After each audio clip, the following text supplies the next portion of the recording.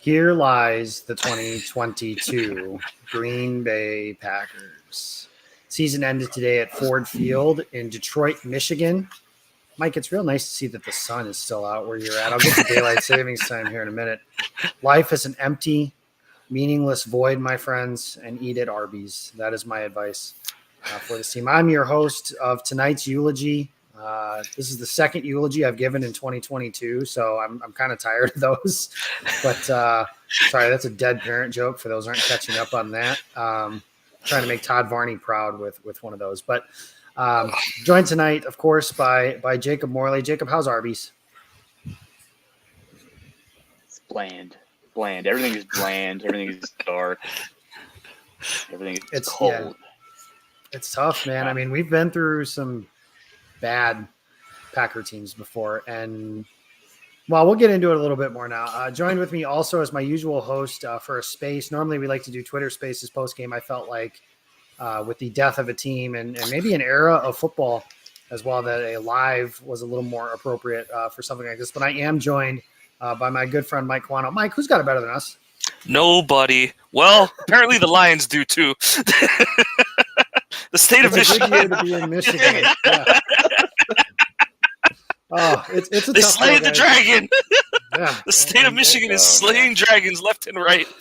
I guess so, and hopefully that is a dragon that includes November 27th here at the end of the month. But we got a long way to go before we start talking about stuff like that. You guys don't need to hear me and Kawano talk about the Michigan Wolverines because we can do that because there's plenty to be optimistic on that front. Unfortunately, with this Packers team, there's nothing. They came into today's game 3-5. They've lost now 5 games in a row. They were on a 4-game losing streak, and everybody pitched this week as a get-right game.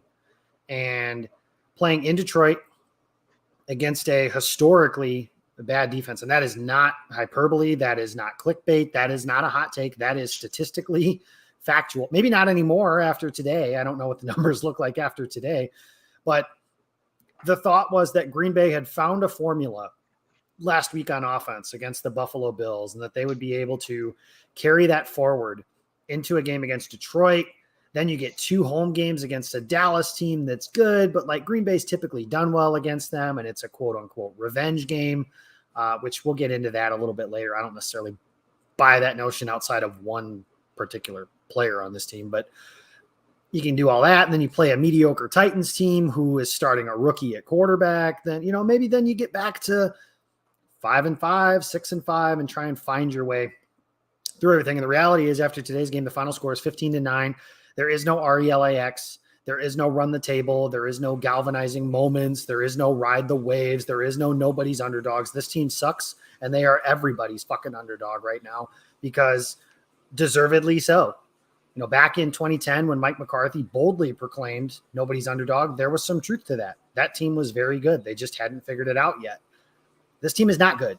And I even was saying, as Green Bay was driving on the final series of the game, even if they score and kick the PAT here, there's nothing to feel good about if Green Bay wins this game today, because they would have won 16-15 in theory, scored 7 of their 15 or 16 points on the final drive of the game in some desperation mode, which isn't sustainable. And they're just not good. They're not good enough on offense. And I think that is when I start talking about biggest problems with this team. Morley and I were talking pre-show about, firing Joe Barry and how he's not going to be around and all that stuff. And I am certainly a proponent of Joe Barry's not done a good job with this defense, but he did today against an offense that typically plays well at home. His unit, I should say. I don't know about him specifically. I haven't watched the film, but they did well today, and it didn't matter against an offense that has been really good at home, like I mentioned. And they weren't good today. One drive that you could realistically be pretty frustrated with, because Green Bay scores, Detroit goes right down the field like they've done most of the season for the Packers defense after they get back into the game. That's a touchdown. And Detroit basically, for all intents and purposes, put the game away there. There is no redeeming quality about this team right now. They don't throw the ball well. They don't run it enough. And even when they do, they don't run it well. They just don't. The point here from Shanghai Kid, the point that everybody kind of overlooked last week, Buffalo was Yes, happy to have Green Bay run repeatedly into light boxes up 2 scores. They can't run, they can't throw, just awful. Yes, Shanghai Kid, shout out. Thanks for stopping by the show. You know who didn't overlook that, Jacob? Us last week on Pack a Day podcast when we that's about true. the If you Bills listen to just that, playing with their food. Absolutely, yes. The Bills were they were thrilled. Please take 15 play drives, take 9 minutes off the clock. Do it. And under the idea that you can't do that without making a mistake, and Green Bay can't. They can't run a 15-play series without making a mistake. Like even the points that they scored this week, they scored a touchdown early in the game or early in the second half, trying to. I honestly don't even remember how they scored. Oh, Lazard. He hits Lazard on a kind of a wing and a prayer type throw, and a prayer was answered. And then they kick a field goal, and that's it. Otherwise, Rodgers 2 turnovers in the red zone, both of which were awful. Actually, 3 turnovers in the red zone if you count it as the 25 in. 3 turnovers in the red zone, all of which on either bad throws or bad decisions. And that is where I kind of want to start, guys, is where when you have a team like this that some call the Super Bowl favorite. I did not. I told everybody. Now, granted, they are much worse than I thought they would be. But anybody who was willing to listen, I said, this is not a Super Bowl team. They're not going to be able to score enough on offense. Aaron Rodgers having to drag rookies like Christian Watson and Romeo Doubs and elevate the play of Sammy Watkins and Lazard and Cobb and Tunyon and the 2 running back. That's not going to be enough. And it's not. The Packers are on offense, not explosive. Everything is incredibly difficult. Their most explosive play today was a slot fade to Alan Lazard where he makes a play on a good throw and catch by Lazard. That was cool, but also stuff that just isn't sustainable. They have no players on offense where you're like, get him the ball and 5 yards can become 45 yards. Maybe Aaron Jones is that, but it's hard to scheme him as a pass catcher, and he got hurt today. Like, that doesn't help either. Where it all goes wrong, I think there's a lot of people that can share the pieces of the pie of the blame. But to me, that starts with the $50 million quarterback. And maybe some of you think that's not fair. And I certainly think Brian Gutekunst deserves a lion's share of the blame. And I will get into that as much as you all want me to. But when you make $50 million a year, this is the expectation. Patrick Mahomes makes a lot of money. He lost his best receiver. The Chiefs are humming. They're the best offense in football. Green Bay's not. And you can't throw the ball into a linebacker's face mask. That wasn't even bad luck. It was a bad throw. You can't miss the ball by 5 yards. Like, kind of cool that Aiden Hutchinson gets to make a highlight play from my standpoint, because I love and worship at the altar of Aiden Hutchinson, but it was a bad throw by Aaron Rodgers. And it was there, so I can't even really complain about the play call. Like, that's the other reality. But they are a team that is built around the skill position to the ability to run the football, and they do not have an offensive line built to run the ball behind. That's the other part, especially when Zach Tom and John Runyon are your guards that are trying to, on the right side, trying to road grate. That's not what they are. It's not how they're built. This isn't like I was watching. Here's the example I can give you guys. And for anybody that's like, oh, why don't teams just do what they're good at? Well, having to watch Michigan play on Saturday, that is a team that is built to run the ball down your throat. And when it's 4th and 1, everybody in the world knows what's coming. And they haven't stopped it for a year plus, unless you're Georgia, which, okay, Georgia's the best defense in the country. But otherwise, for the most part, Michigan's pretty good at that because that's their identity and that's how they're built. That is not how the Packers are built. They are built to pass block for Aaron Rodgers, which makes perfect sense on how they've built their team over a long period of time. But Rodgers, again, 3 picks in the red zone. He's thrown like 3 picks in the red zone his entire career. That was piss poor. And the last play of the game, honestly, the last 2 big plays of the game were 4th downs to Samori Toure and, in theory, Sammy Watkins. The one to Toure is a walk-in touchdown if Rodgers hits him. And the one to Watkins, he throws – like, this is the veteran. I have no idea what purpose Sammy Watkins serves because this is the veteran that's supposed to be smart and do things the right way and everything like that. Rodgers throws a zag and Sammy zigs. And he throws it to a patch of turf. And, like, as soon as the ball left his hand, you're like, that has no chance. Because you could just see the flight of the ball. It had no chance. Rodgers has his supporters, and I understand. He's a first-ballot Hall of Famer. He is probably the greatest quarterback in the history of the franchise. You can argue about him with Bart Starr if you would like. So I understand why he gets the benefit of the doubt. But not every, a lot of games this year look like the one Jordan Love played in Kansas City last year, which was bad. That was, even if Love had no chance and Spagnuolo and all that stuff that Morley will tell me, that is C-, D+ quarterback play. And that's what the Packers have gotten for a vast majority of their investment. So Morley, come on and jump in for who you think. Let's start with the biggest slice of the pie, and we'll kind of work macro as we go. Well, silver lining, Kylan Hill looked good on his one carry. That was nice. Good to see old number 32 back out there looking spry.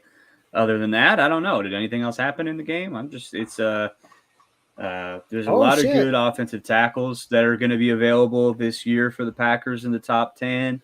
I think they'll go out and get somebody to play up front if they want to mash and ground and pound. Oh, look at this guy. Look at this. You know what? As we're talking about blaming Aaron Rodgers, I have the ultimate second Aaron biggest Rodgers apologist right beneath me. Peter, him and Weezy. Him and Lil Wayne.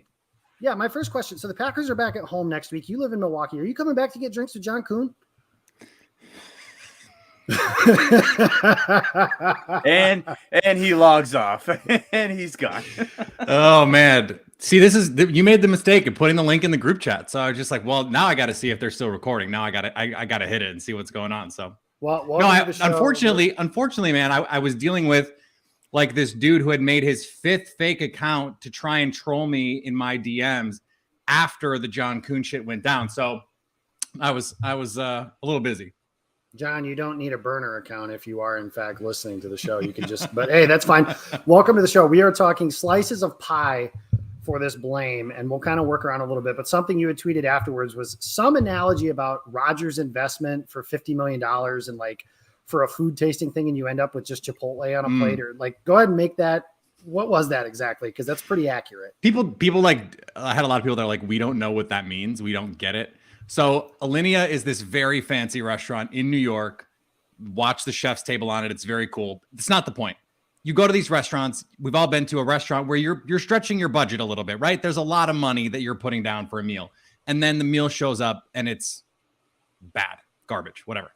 That's the metaphor. That's the deal. 50 million for this is ridiculous. Like, he's not playing whatever. Like, our buddy Monty had a tweet where it was the standard is Aaron Rodgers, the standard is the standard, and then the picture is like this beat up car, and he's like the standard. And like, it's a hard medium to convey it here on the the pod, but that's how it feels right now, because you look the QBR. Justin Fields just passed him in QBR this week.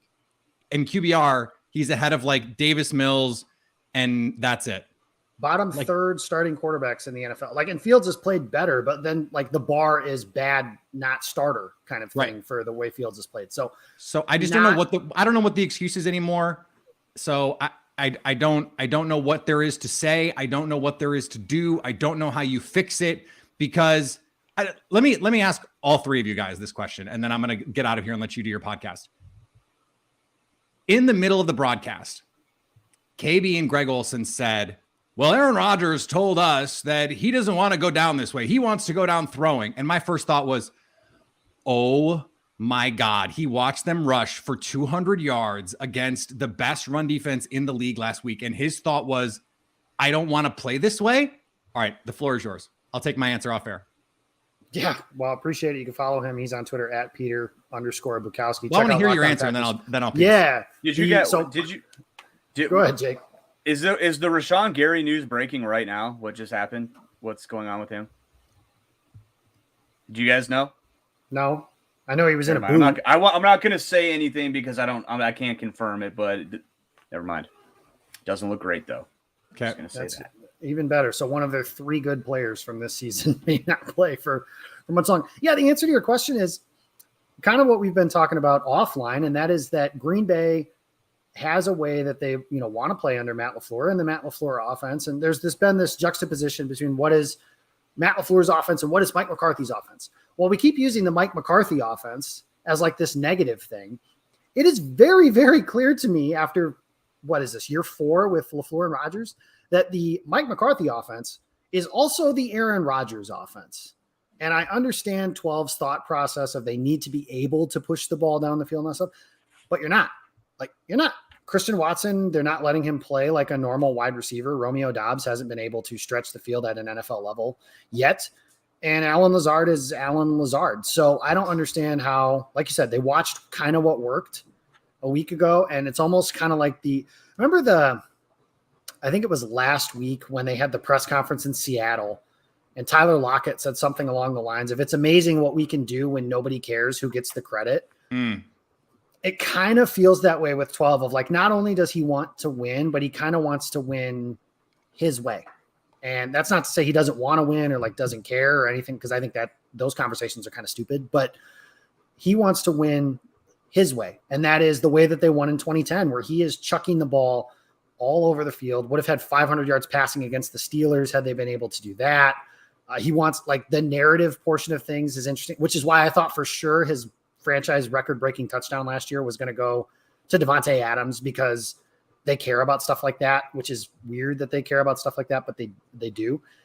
I don't know how he's watched the way that they've played and just decided like, we have to, like, it's banging your head against the wall. They cannot win playing Mike McCarthy's style, Aaron Rodgers' style of football. You can't do things like that. Now, are they limited on the skill positions? Yes, I think they are. But there's also like, I think Peter and Andy, both of you like shared a clip of Rodgers runs a play action fake and it's Dobbs, or no, it's not Dobbs. I don't remember who it is. I think it's Lazard and Tunyon. So two guys that he theoretically trusts. They're covering each other. Like those are the only people that could possibly be covering those two guys. And he doesn't throw the ball. Like those are decisions or non-decisions you'd expect from a rookie or expect from someone like Jordan Love, not someone that you expect to pay $50 million and play like the back-to-back league MVP. You can't do that. Morley, go ahead and jump in. I've talked enough. Oh, Jordan Love uncorks that bad boy for a teddy. That's what happens, man. No, Peter, you said you had to leave, so we'll let you get out of here. And you can go do some recon on the Rashawn Gary stuff that I don't know if it's true or not, but I hope it's not. Have a good show, guys. I appreciate you. Yeah, thanks for joining us, Peter. We'll talk to you later. Cool. I forgot what his question was because I was looking at something else. What did he say? What did he ask us? He said that on the broadcast, Burkhardt and Greg Olson were like, Rodgers saying he wants to go down swinging and throwing, and they got to be able to push the ball down the field. Like, how is that your thought process after last week's game? Oh, I don't know. The question that I think that kind of goes with that I think is going to come up this week is, where are we at with Rodgers' arm strength? I'm not in that club yet. I'm not in the club of his arm is zapped, but I'm at least looking at it. Because like some of the stuff that he was doing today does not look like the 4-time, rocket arm, special arm talent Aaron Rodgers that we've grown accustomed to. And I don't know if that is his footwork. I don't know if that's his thumb. Could very well be affecting some of this stuff as well. I mean, 2 weeks ago, against the Bills, he uncorked like a 65-yard air yard bomb. But again, that is not everything to say about a quarterback's arm talent. Like, Brett Favre can probably still go out and throw a ball 50, 60 yards. That doesn't mean he still has arm talent. You know what I mean? Where like the quick stuff, the snap the ball release, and it's between the numbers and they can even go. Some of the other stuff where like there was a play today where he escaped and somebody said that he was motherfucking Toure because Rodgers escaped to the right like he normally does, and he uncorks one, and you just kind of almost expect that to hit him right in the middle of the hands. Skipped it to him. He skipped it. Yeah. And that's something, again, that's not an easy throw, but it's something that we've kind of learned. It is for 12. It is for a $50 million quarterback. That should be an easy throw. That should be a layup.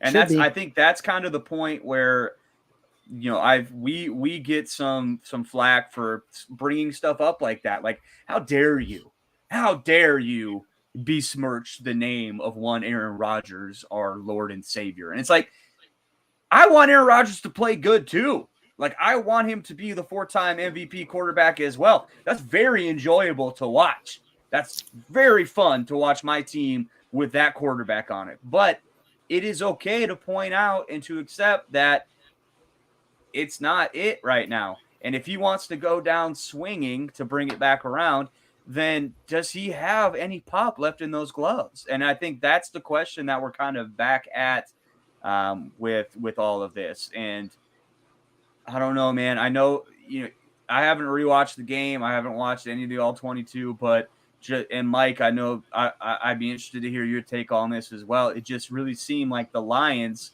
the Detroit Lions, the historically bad passing defense said, this is weird to say, said to Aaron Rodgers, we dare you to beat us with your arm. We dare you to. We don't think you can. And he didn't. And they couldn't. And they couldn't, Yeah. and they didn't. And it's not even just that they didn't. It wasn't like Rodgers was throwing dimes that was just drop after drop or wrong route or bad adjustment. They couldn't. And that's kind of the point too, where it's like Rodgers, I think Rodgers still has good, there's still a good quarterback in there. There is. But he needs the help. He needs the guy that he can take a 5-yard out 20 yards. And I think Christian Watson could potentially be that guy, but he's gone. Romeo Doubs potentially that guy, but he's gone. It's crazy. So, Mike, I'd be interested to hear your take on that too. Was that kind of your takeaway from just watching this game at a glance? Yeah, it's like you said, the thing that we don't know is like what the thumb is really doing to him. That's why I haven't commented too much on his deep ball. It's kind of like, to use baseball analogy, it's like control versus it's control versus what's the other? Fuck, I can't even do it right.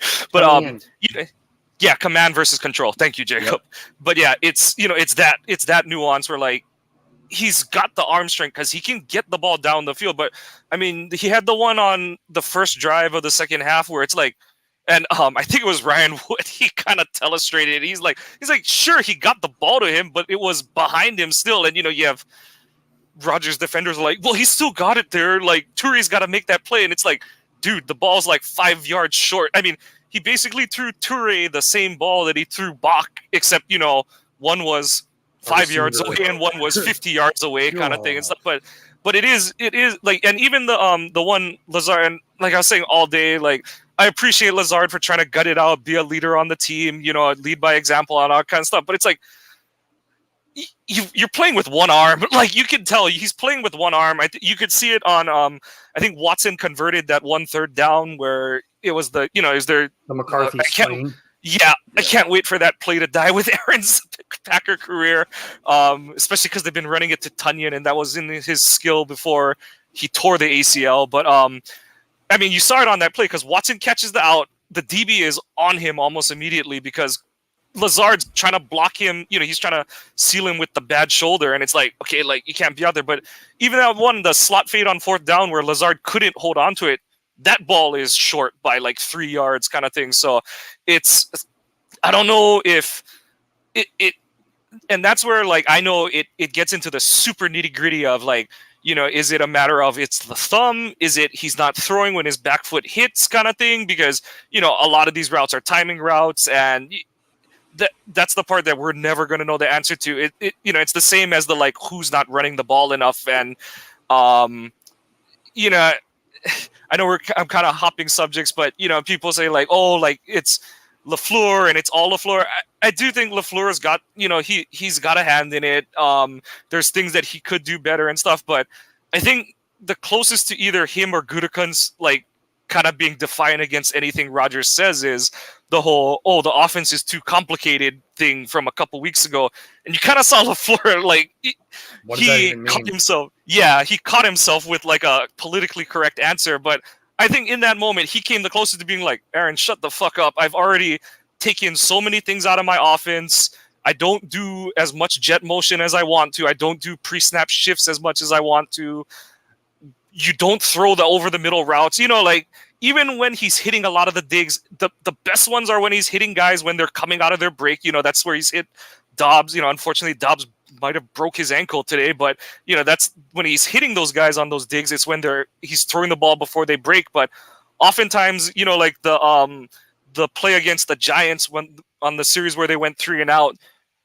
Part of the reason Cobb doesn't make that one play is because he waits till he clears the middle of the field because Rodgers has to abide by his self rules and I think that's the bigger problem for this offense this year is that and I said it before, it's every opposing defense is like the Joker in the Dark Knight interrogation scene where they're looking at Rodgers, especially this version of Rodgers where he's a diminished version of, he's 38, and it's like, you can't hurt me because you have rules that I know you like don't want to or basically can't break because you refuse to do it, kind of thing.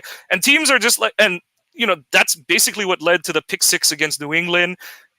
If you rewatch the film on that game, both those cornerbacks are playing inside trail technique the whole game, and Jones took the one pick 6 back. He tried to jump 2 or 3 more routes because he's just like, anything that looks like a stop or an out, I'm jumping it. And I made one, and if I make another one, we win this thing, kind of thing. So I think it's a lot of that. And like I said, that was the closest we saw LaFleur to like breaking the company line and kind of being like almost going to, now hold on just a goddamn minute. But he kind of regained his composure and was like, I don't know what that means. And that's the part where it's gonna make a lot of Rodgers fans mad, but that are saying like, and even the ones that aren't necessarily Rodgers fans, but unless LaFleur loses the locker room, I don't think he's gone after this year. He's gonna get a non-Rodgers year because they're gonna want to see what it looks like without Rodgers and stuff. Well, let's jump in there real quick too, because that's the point I do want to get to next. Is the first thing, Brandon Snide of a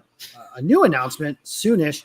The first thing I'll say to you, Brandon, is that is the defending Big Ten champions that beat Wisconsin 38-17 at Camp Randall last year. So just throwing that one out there, but keep saying whatever it is you got to say. Well, let's talk about now, because coming into this game, after they lost to Buffalo last week, somebody said, like, project the team the rest of the season. And I said 6-11. And one of the 3 other wins that I had drawn up with them was this weekend against Detroit, because Detroit's bad. The others being like 3 or 2 of home against the Rams, maybe home against Tennessee, a Vikings team with nothing to play for, and a home game against Detroit. Like, pick 2 of those games, they might win those. But those are maybes. And now you look at the rest of the schedule, they just lost to Detroit. So I don't think this is an overreaction. This isn't the case of like the 2010 team playing a bad game in Detroit when Aaron Rodgers leaves with a concussion and they're playing with Matt Flynn, and very clearly on a day that just isn't their day. Like, Greg Jennings dropped a walk-in touchdown on that particular day, for example, just not something he typically does. That wasn't the case today. This was a case of a broken football team that looks to maybe have a broken locker room. And I don't want to speculate too much on something like that. But, one example that I can give is Jair Alexander gets a boneheaded personal foul penalty and then is just defiant afterwards. Like, he's telling the crowd to bring on the booze. It's like, dude, you just caught, like, if you don't get the interception today, we are talking very loudly about how you cost this team 15 yards. And just, this is a guy who before the season was kind of upset to put it mildly, about not being named a team captain. Well, that's not stuff team captains do. That's not something like that happens. But what I want to talk about is, if you look at the rest of the season, it's not unfeasible to me that Green Bay loses the rest of their games. And I don't think that's actually going to happen. Let me say that very clearly. I do not think that is going to happen. However, it's not unfeasible. And if it's not unfeasible, let's talk about that, because LaFleur, Gutekunst, and Russ Ball all just got extensions. If they finish 3-14, that will mean a 13-game losing streak to close the season, which, doing the math real fast, that is more games than Matt LaFleur has lost in his first 3 seasons here in one streak. It is not against common sense, in my opinion, to fire everybody and just say, no more Goody, no more LaFleur, no more Rodgers. Let's just blow this thing to smithereens and start all over. I don't think that's going to happen. But my question is, Mike, if they lose out, we'll say a couple sentences or less, should it? I won't say no. like you said, it's going to depend what it looks like. And I know that's a really loaded way to answer it. But like I said, there's stuff happening behind the scenes. There's a lot of discontent. Has to be. And yeah, because, I don't even watch the show anymore. Mike, everything's fine. Everything's fine. Everything's fine. John Coon told us everything is fine. And I've got the fire going all around. I'm the walking fire between the dogs meme. I mean, something hell, like that. I'm gonna have a lot more time Thank to you. cut That my is mango exactly lychee what I tree. said. Please throw So that on the internet. it's it's gonna depend what it looks like. That's the part that I'm kind of afraid of. Is like, if the team looks like it's still trying and stuff, they have to. Yeah, Hey, like you said, it's probably not gonna happen. It's probably But not gonna should happen. it? If they lose. Because here's the thing: there's a 99% chance it's not going to happen. Because as Ken Ingles pointed out to me, those extensions for those guys are 100% guaranteed. So you would have to pay all three of them to go away. Well, two of them, Yeah. if you just want to do GM and head coach. If we don't want to talk about Russ Ball, that's fine. You have to pay those guys then to go away. My question is, again, should it? And my answer to that question is if you lose 13 games in a Yeah. row and Aaron Rodgers is not injured and unable to play and you're not playing with Danny Etling by the end of the season, yes, every single person involved with that dumpster fire, you go 3-14, you get fired. It's the same as who was the coach in, like, if you go 0-16, I don't care if it's the first year head coach, you get fired. Like, you have to be able to find your way to win one game. You have to be able to find a way to win one of your last 13 when Aaron Rodgers is your start. And I know Aaron Rodgers, we just talked about, has been a bottom third starting quarterback this year. I know that. But you have to be able to find a way. And it's not like they're losing to these juggernauts. Like, I know the Jets just beat the Bills today, but that's a pretty average team that you should be able to beat. The Giants in London, that is an average-ish team that you should be, especially when you're up big. Washington, bad team you should be able to beat. You're up big. And they didn't. And they can't. And they couldn't beat Buffalo. And I know some of the optimism was that they kept it competitive. And I'm with Morley. We talked about it last week. The Bills played with their food. competitive. And like, it's kind of like the whole, and the mentality is just weird. Like Aaron Rodgers said something Yeah. today of like, I played shitty, but I didn't give up. Like, oh, cool. Thanks, Aaron. Let's hang a banner for that one. Like, again, this feels like a team, a player-led team that is broken. And when you have something like that that's broken, you either have to get rid of like all of the players, which they can't do that, or you have to get rid of the people who put those players in place. And I do think it's not going to happen. Let me make that very, very clear. That is not going to happen. But if they go 3-14, it should. Morley? Yeah. No, they're not going to get fired. I didn't say would they. I said should they. They probably, I don't know. No, I'm going to say no, they shouldn't. And here's why. Because I said off the air, I had a couple people ask me a couple weeks ago, like, hey, is Matt LaFleur good at this? And I still think he is good at this. I think he is dealing with, and to his own fault, this is a lot of it is his own doing, but he is dealing with an absolute shit sandwich right now in Green Bay. I mean, I don't know what they do. If they would have traded Aaron Rodgers this offseason, I would have been like, okay, yeah, cool. I would have done that too, sitting here in this seat. But how do you get rid of the two-time MVP? How do you not beg him to come back? How do you not try to run it back and do it again after what you've accomplished the last 2 years? You don't expect everything to just turn sour in one season, and it has. And I think I do want to see Matt LaFleur without Aaron Rodgers. I want to see what this offense looks like, and maybe it stinks. Maybe it does. But I just think when Rodgers leaves, how do I want to word this? When Rodgers leaves, like, obviously Rodgers has done so much for this franchise. He's an unbelievable player. But when he leaves, this team is going to look a lot different, and it might be for the better. It might at this point. And I want to see what that looks like with Matt LaFleur as the head coach. And that's why I think they won't fire him, and I don't think they should, because I do think he's a smart football coach. I think he is creative. I do want to see how much of this just, man, you know what? Maybe it's just for my own curiosity. I want to see how much of this is it McCarthy ball or is it Rodgers ball?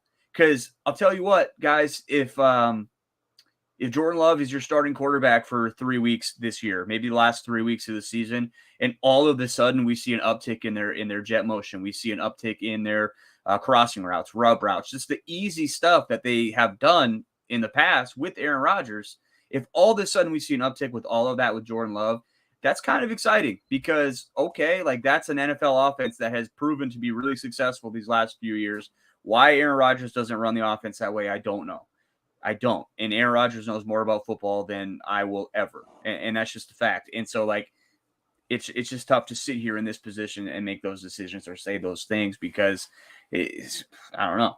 It's dark, it's bleak, and I don't think there's a light at the end of the tunnel. And if there is, we can't see it yet. Yeah, and that's probably the hardest part. Is this team is now they had.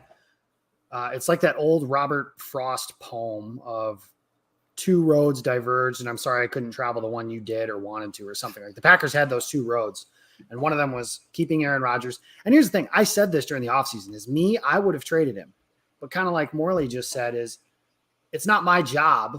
Because here's the other reality is like Green Bay's in this position now. If they're in this position right now with not Aaron Rodgers and say Aaron Rodgers is in Denver and they're 5-2, then it looks really, really bad. Like, do you guys remember, and I'm sure you do, the 6-10 season with Rodgers as the starter as the Vikings are playing for the NFC Championship? Like, how loud are those discussions in the offseason if the Vikings win a Super Bowl that year? Green Bay, of course, the next year wins a championship. But so the problem, that's kind of, Jake, like look at it from that perspective too. Like put yourself in the shoes of Goody. What are the worst case scenarios for both of those scenarios? You know, say scenario one is trade Aaron Rodgers, get all the picks. Worst case scenario is Rodgers still has 3 to 5 years left. Let's say you trade him somewhere. He goes off, wins another 3 MVPs and 2 Super Bowls. You're a jackass. You will never be allowed back in Green Bay, right? Scenario number 2, worst case, we're living it right now. Not nearly as bad for Goody. You know, like there are a lot of excuses that you can make for him and just kind of say like, yeah, well, this is kind of what he had to do. So like looking at it from that perspective too is like, yeah, let's say you get rid of the guy. That's cool. There's no guarantee that these picks are going to hit. You know, there's no guarantee that Jordan Love is going to hit. That's the other part. Because if Jordan Love Right. sucks, it doesn't matter how many picks they have. Like they could draft the equivalent of Micah Parsons and Patrick Surtain and Jamar Chase with their next, 3 years of first round picks. If Jordan Love is bad, it's not going to matter. Like that's the other part of it. And I understand not wanting to go to the unknown. However, it's similar. It's not the same, but it is similar to when Brett Favre played his team to the NFC Championship game. They lost. He retired and then wanted to come back. And then Ted Thompson eventually, I should say, this is why it's not a perfect example, stuck to his guns and traded Aaron Rodgers. Now, that being said, if Favre had said he wanted to come back in May when they flew down to Mississippi, he would have been back and would have been the starter. So I know it's not a perfect comparison. But this is also a situation, and this is where Gutekunst deserves blame, in my opinion, that Brian Gutekunst created. Because in 2019, obviously, they go 13-3. They play for the NFC title. They get bombed by San Francisco. Okay. That offseason, he picked Jordan Love.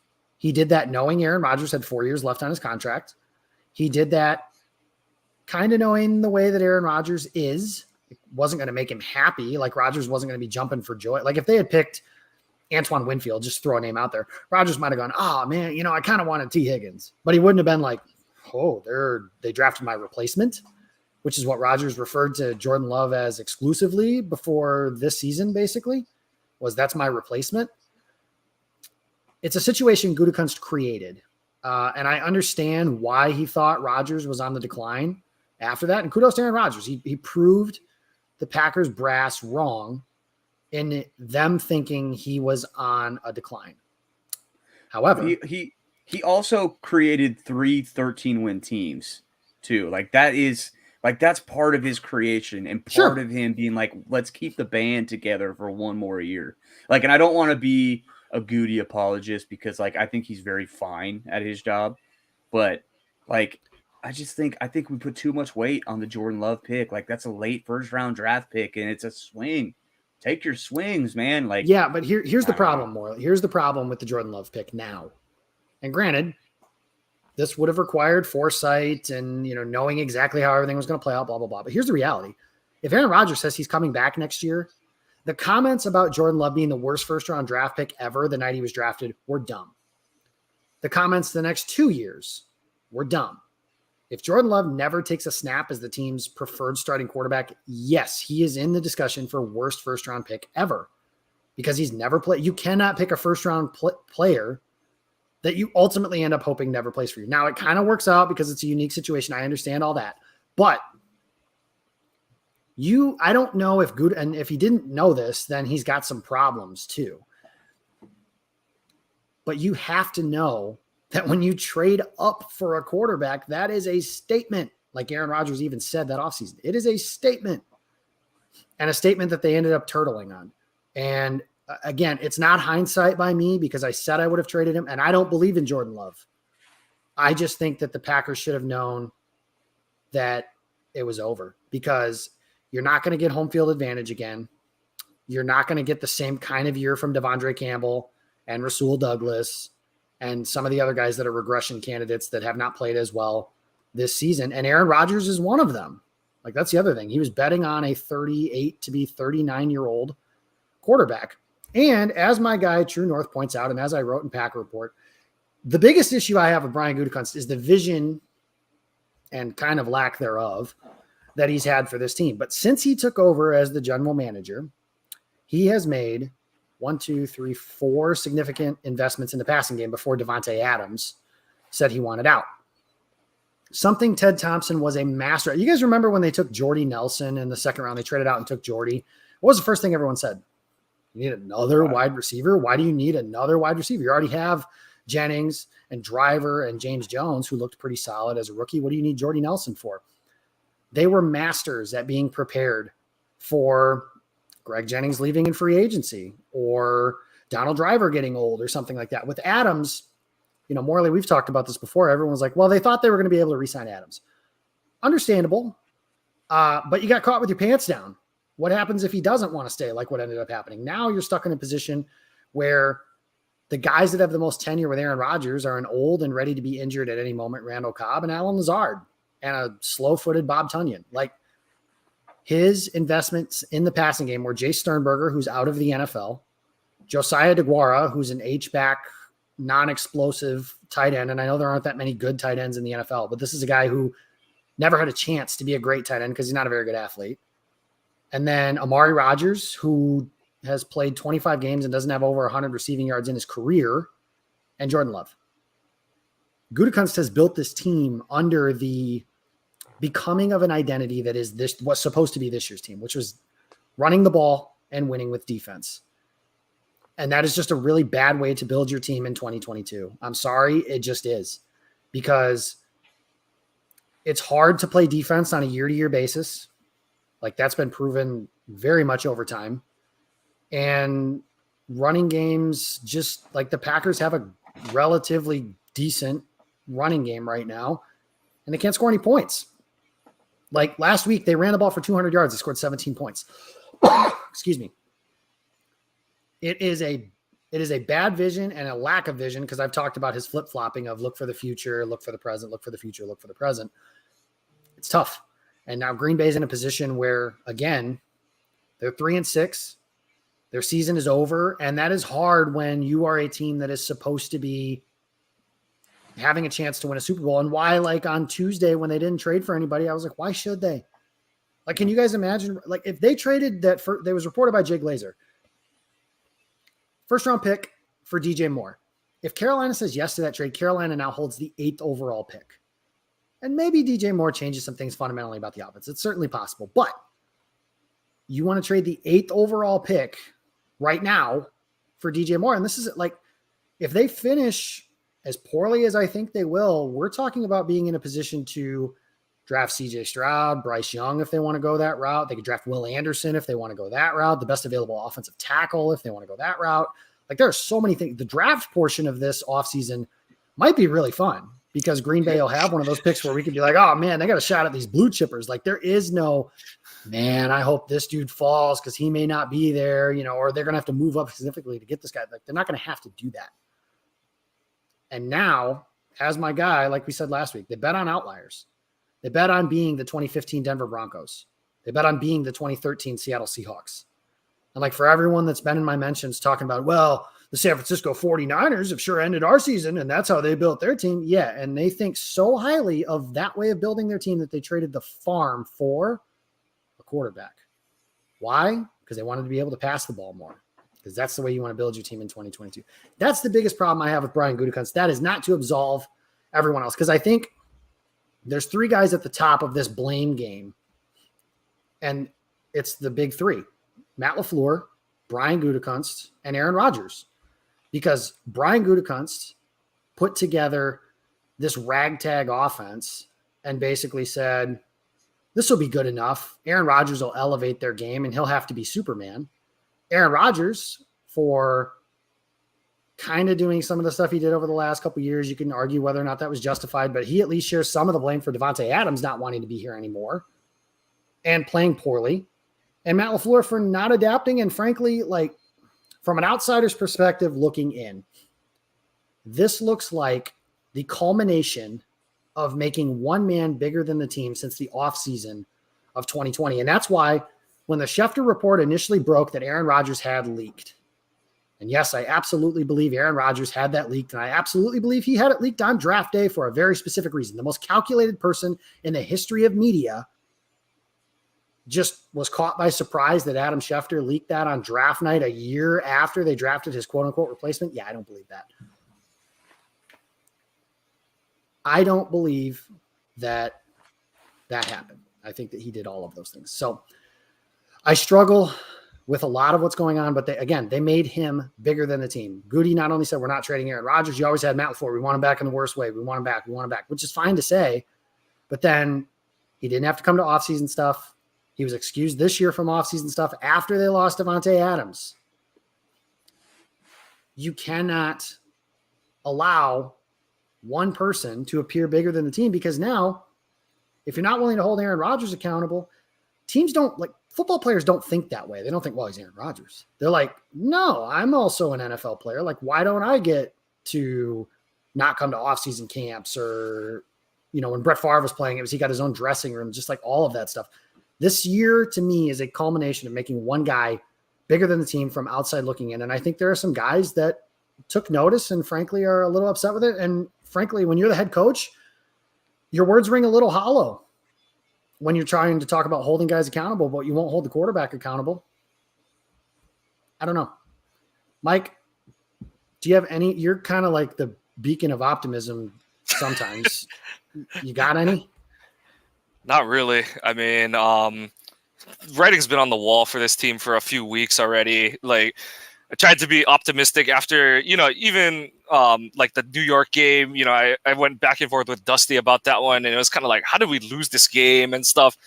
And all the things they did wrong in that game, they've just snowballed since. You know, like you said, there's a lot of discombobulation at the top on this team, whether it's, you know, we haven't even gotten into the Barry side of it, but it's like Barry won't make changes unless LaFleur is like yelling at him for the whole half of the football game to make changes, or, you know, if we want to joke about it, if Twitter bashes him overhead enough to make a change on what he does schematically. It's going to take a fundamental change, because that's the whole thing, is that, like you said, Rodgers thinks he's still the guy who can win playing only with what are outside the numbers on a football field. I think it's like 20 to 30% of the field. He still thinks he's that guy. The problem is that he ain't that guy anymore, and he doesn't have the weapons to help him be that guy anymore. But he refuses to still play by, I'm going to make all these plays outside the number, isolation routes. You know, we're going to be perfectly on the same page, blah, blah, blah. And it ain't going to work. It was never going to work this season unless Lazard turned into... Fuck, I don't even know who you would... Basically, Lazard would have had to turn into Larry Fitzgerald, basically, for it to work this season. That's the absolute only way I can see it turning around. But then you look at the injuries from today. We don't know if all the sports people... Gary Stokes, Jones, all in walking boots and on... Dobbs, all in walking boots and on crutches. Watson concussed for the second time in 2 weeks. Like, I would be stunned if Christian Watson's able to play. That's the other part, is not only do they stink and their margin for error is tiny, but the guys that make that margin of error exist at all can't stay on the field. Here's the thing. Paul Brettel earlier said, like, explain to me the last 4 plays like I'm 5. Like, and one of those plays is a seam ball to Amari Rodgers. Like, some people are more optimistic about Amari Rodgers than I am. I understand that. But Throwing a Just seam ball not- to a guy that's my size isn't going to work in the NFL very often. And that's not prime Randall Cobb. That's not Greg Jennings. That's not Donald Driver. That's a guy that, frankly, has never in his NFL career looked like a guy that belongs at the NFL level. And you could call me too harsh or giving up too early or whatever you want to call it on that, but it's just factual at this point. And you can't look like one without an opportunity and all that stuff. But there's a reason he's not getting opportunities, and it's because he's been mostly pretty poor. And that is, again, the Packers' margin for error is tiny. Let's go real quick because we got to wrap. It's been almost an hour. We got to look. I got something to say. I haven't been listening to you guys for like 10 minutes. I just have been doing some research because it is draft season. Look at this tweet I just fired off. I'm calling it right now. I'm calling my shot. All right, I am looking. Bob Skoronski, the captain of Vince Lombardi's Packers team, won 2 Super Bowls in Green Bay as the Hall of Fame. His son, Peter Skoronski, is the top 10 OT in his junior Northwestern. Yeah, okay. Has there ever been a more Packers? And he goes to Northwestern, so we know Goody likes those Northwestern Packers players. So calling it right now, Peter. Sure, why not? You know what? Peter Skoronski, you are a Green Bay Packer. Welcome. Okay, we'll see. I'll say this: if they go 3-14, the answer should start with whoever the top quarterback is, in your opinion, and we can work from there.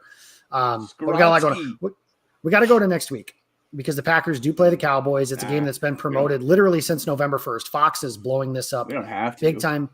It is the Packers. It is the Cowboys. And it's the biggest storyline game of the season right now for the Packers because it's Mike McCarthy's return. And I will say this. Mike McCarthy deserves a fair portion of blame for not getting to another Super Bowl while he was in Green Bay with Aaron Rodgers. However, since he's been gone, and over the last 2 years, McCarthy's team has a better record than Matt LaFleur's Aaron Rodgers' Packers team, number one. Number two, Aaron Rodgers is going to exit Green Bay, whether by retirement or via trade if we get a miracle, with the same amount of Super Bowl appearances that he had when McCarthy left. We have turned Mike McCarthy into this just bumbling moron, when the reality is he was a good coach in Green Bay for quite a period of time. They kept him too long, certainly, but I also think it's pretty fair to say that Aaron Rodgers is not a martyr. And I think Dallas is going to come in here next week and kick the crap out of the Packers. And not because of McCarthy and Rodgers. It's going to be sold as some revenge game, and you'll get the whole, Aaron wants this one. Who cares? Like, Rodgers, quote unquote, wanting a game more. They talked about him wanting to, quote, put on a show in London because he wanted to do that for the overseas crowd. And they didn't do it. They choked. Like, the chip on the shoulder Rodgers thing was cool when he was a top echelon quarterback in the NFL. He's not that anymore. Dallas has a front with Micah Parsons, who's the best defensive player in the NFL, not named Aaron Donald, and might even surpass Donald by the end of the season. It's certainly possible, at least. DeMarcus Lawrence, they just got dudes that can get after and their defense is like legitimately good, and they're well coached by Dan Quinn and Joe Witt, if you want to twist the knife on that one a little bit.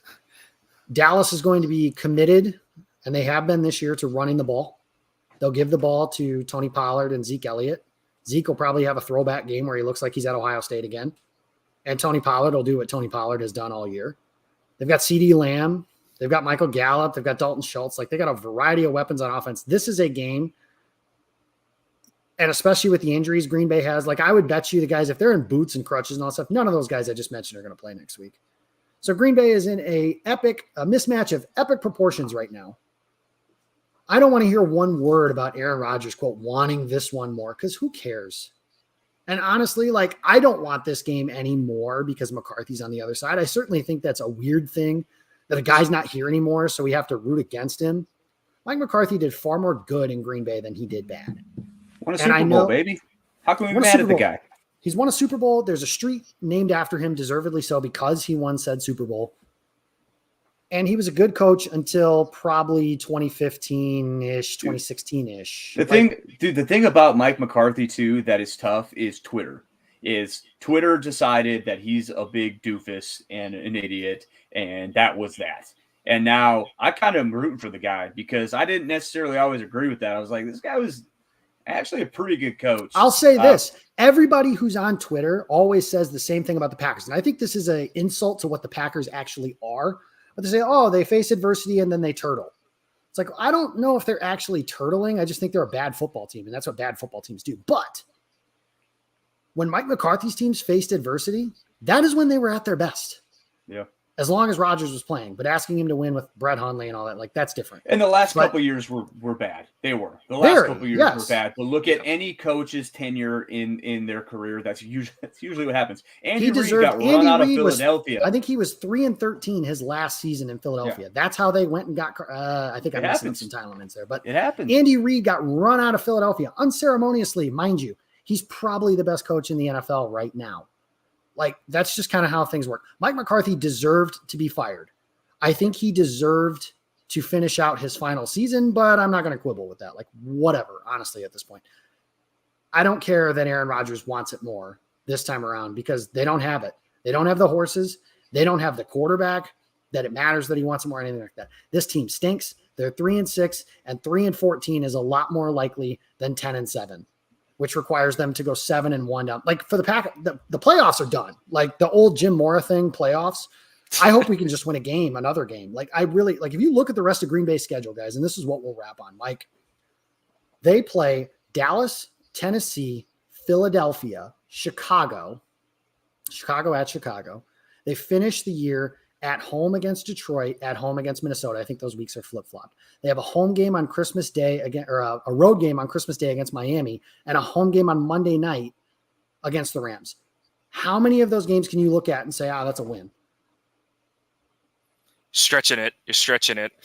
One? Yeah. Like, you probably feel okay about beating Chicago just because they always have.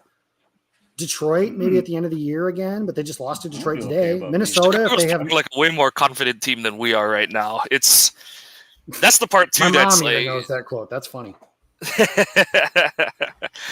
Like the one thing I'll say on the McCarthy Rodgers angle is like the other part that this is gonna piss off a lot of people, Rodgers defenders, is you look at the two teams, you look at who of the two guys is willing to cede pride, ego, whatever in his new digs, and you look at who's like, I still got to have both hands on the wheel. Whose team is doing better, kind of thing. McCarthy, that was the joke. Is like, what is McCarthy in charge of, kind of thing and stuff. And his team is, one of the upper echelon teams in the leagues this year. They just happen to be playing in the same division as the only undefeated team in the league right now. And meanwhile, Rodgers is like, I still got to run my offense, and I still got to have it this way, and I still, I have to have my cake and eat it too. And it's like my thing, my way of doing the offseason. I know it's not that easy, but I know it's not that simple and straight of a line between two dots. But it's like there's something to be said of like one guy was able to put ego aside and say, okay, like let's just make the best football team we got, and the other is like, no, I got to still be the guy at the wheel. So that's all I'm really gonna say about the Rodgers McCarthy thing, and I just hope they don't lose by more than like 30. I will be there. I bought tickets before the season started and said that was the game I wanted to be at. No, I'm expecting number one. I'm expecting a lot of Cowboys fans in the stands because that is typically what happens in my experience. The Packers haven't been losers a lot in my life, but when they have been, a lot of enemy color comes into Lambeau Field. So I expect a lot of Cowboys fans, and I expect them to be very loud by the middle of the third quarter because maybe not that early, but I do. I think Green Bay is going to get their ass kicked. And I don't think that they have, and partially because they're already a bad team and partially because the group that ended today's game, they're the horses. So Morley, I mentioned the schedule down the stretch. You shook your head when I said Chicago, and I understand that. Chicago's putting up 30 a game, basically making Justin Fields an option quarterback. Like, how many of those games, if any, are you confident in at all? I think Chicago's defense is still average, which is insurmountable for Detroit's is really bad. Yeah, that's what I mean. That's what I mean. An average defense it's tough to move the ball on. I think Detroit at home, week 17, is that what that is? 18. And here's what I'll say about this. I've been to a meaningless Packers-Lions week 17 game, and it was the one where Rodgers got concussed and Deshaun Kaiser played, and they got 31 bageled. Here's the one reason I don't feel overly confident about that game. If you have to trust, to use the buzzword, one team to come out and play that game like it matters. Do you trust the Super Bowl favorite that season tanked and the quarterback looks, he says he's not miserable. We'll say frustrated most of the time. Dude, for a guy that talks about self-love, ELE, everybody love everybody, he screams a lot. He yells at a lot of people. He's frustrated. I understand that. But here's the thing I'll say is like I was saying, do you trust that team with a broken locker room or the team with Dan Campbell, who, say what you will about the Lions, they suck. But that whole identity of we're going to bite, scratch, claw, bite your kneecap, all that stuff. Who do you trust to play hard in a game like that? I trust Detroit more than I do. And that's where, I think once the Packers are mathematically eliminated, this is where we're talking a little bit, and we'll have to save this for tomorrow's Pack-A-Day episode. But once they're mathematically eliminated, Aaron Rodgers' thumb is hurt beyond repair, and he needs to be put on injured reserve, and Jordan Love needs to play out the string. And just to see what they have, because honestly, if they are looking at 3-14, 4-13, something like that, every single position in the NFL draft should be on the table, and that includes quarterback. That absolutely includes quarterback. And the more you know about Jordan Love, because if he plays like 2007 Aaron Rodgers and they just lose because they suck, like, then you could say, like, well, maybe we can build around this dude, and he's got 3 years in the system, and we don't want to start a blah, blah, blah, blah, blah, all that stuff. There is a time where Jordan Love needs to be the starter. That time is not right now, because you cannot punt the season at this point. Yeah. Right. As much as it's punted already, there's, like you said, it's almost a negative chance, but there's still an outside chance. I think it was Zach Cruz. He posted like the Eagles were 3-6 last year and blah, blah, blah, blah, blah, and made it the 7th seed and all. But yeah, you can't, for all those veterans you told to please push money out and all that kind of stuff. You can't do as much as like I half joke, half seriously say like, fuck it, put in Love already. They can't do it yet unless Rodgers gets concussed again or something like that. So that's the only way. Either has to be injured or they're mathematically eliminated. But this isn't Madden. You'll break a locker room that looks like it might even just be fractured even more. Because if you're going to sit Aaron Rodgers, what's going to stop David Bakhtiari then from saying, and I'm not suggesting he would do this, but I'm just saying, what's to stop them from sitting him?